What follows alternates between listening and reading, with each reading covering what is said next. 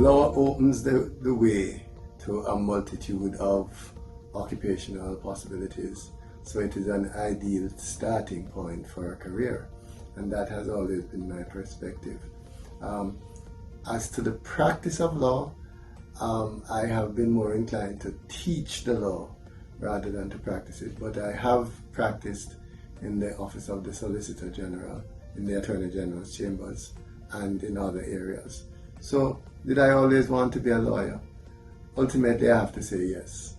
I interacted with the law school in 3 different ways. First as a student, secondly as a tutor, and thirdly as the principal.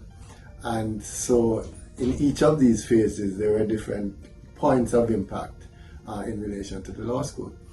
As a student, I was in the 6-month program in 1994, and the positive side to that program was my interaction with Mr. Manley in particular, with Ms. Phillips, who was the source of much sensitivity, with Dr. Dorcas White, who maintained academic standards and still does, and also to some extent with the tutors there, Derek McCoy, Justice Algernon Smith, Mr. Uriel Salmon. So there was positive interaction, and I think coming out of that, there was a positive impact on me. However, I should also say that as a 6-month student, I shared the view of several people that the 6-month program felt like an afterthought. The structure was a 2-year program, and those who were coming into the 6-month program did things within that structure with no particular effort to have separate courses for 6-month students. So that had an impact on me in my subsequent thinking when I became the principal. I should say something about Mr. Manley, because Mr. Manley, as a senior tutor, was the strongest link I had with the law school as a 6-month student. Mr. Manley took the time to discuss various matters with us. Even though he wasn't teaching us, he took the time to meet us, to know us personally. And I think that created value for the law school. I should also say that in the year after I left the law school, it was Mr. Manley who asked me whether I wanted to teach constitutional law and legal systems to the 6-month program and other students. So he was my link to the law school in the early days. As to my time at the law school, I should also say that it created the opportunity for some very good friendships, not only among 6-month students, but among the wider population of the school. Some of these friends are now judges, lawyers in practice, business people, and persons who are outside of the law now. But they remain friends coming out of the law school, and that has been of great value to me. The friendships forged, critical value. When I came to the law school, I had already been called to the bar in New York, and I had completed a doctorate in law at Oxford University. So I had a strong headwind of law behind me. But I found that Norman Manley added to that, primarily by exposing me more substantially to Caribbean law and Caribbean legal principles, and also, as I said, by exposing me to the opportunity to have important friendships in the law. I think the training at the Norman Manley Law School was training.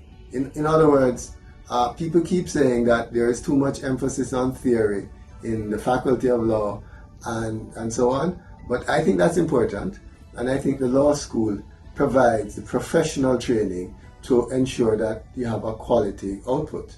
The law school also proceeded on, or has proceeded on, the assumption that when you graduate from the law school, you can hit the ground running. You can provide legal services in almost all areas. And I think that is true. I've seen products of the law school go right out, hang up a shingle, and do well. And others work with senior counsel and do well. When I became the principal of the law school, there were approximately 80 students per year in each class. When I left the law school, it was double that number. And in the process of doubling that number, there were many who said, woe is me, the sky is falling. But that did not happen. And I tell you, one of our efforts was to show that even though we had increased the numbers significantly, we had retained the quality of the output. And that is something that critics said we couldn't have done. A second thing we sought to do was to broaden the exposure of all the students to legal issues in the society, and also to help the students to feel that they're a part of the institution. I think it's of great importance to give back, and as an academic, I think I am giving back every day, because I have sought to use my exposure to the law to encourage others as they grow into the law, and I've sought to contribute also to their thinking, not only in relation to legal matters, but in relation to social issues, economic issues as well. So it is of great importance.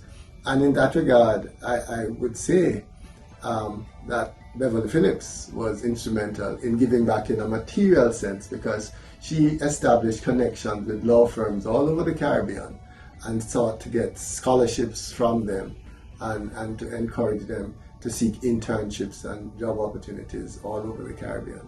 I think there are a number of favorite memories, but one that comes immediately to mind is that we had sent a mooting team to South Africa to take part in the World Human Rights competition.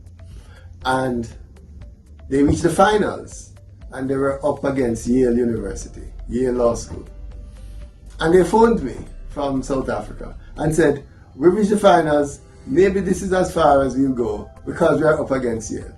And I said to them, fret not thyselves. And sure enough, that team went ahead and beat Yale at one go. So that was a strong memory. There's another memory coming out of that same experience with the World Human Rights competition, because I was in my office one day and someone said that the principal of the UWI campus wanted to see me. So I went over to the principal, and there in his office was the head of a law school in South Africa, the Cape Town University Law School. And she said she just wanted to see the Norman Manley Law School, because every year this school was winning the competition and she wanted to see it. I took her over there and got her to speak to a class. And she said, there are two questions that are being asked in South Africa. How is it we spend so much money on athletics and we can't have a Usain Bolt? And how is it we spend so much money on law and we can't have a Norman Manley Law School? I said, that's it.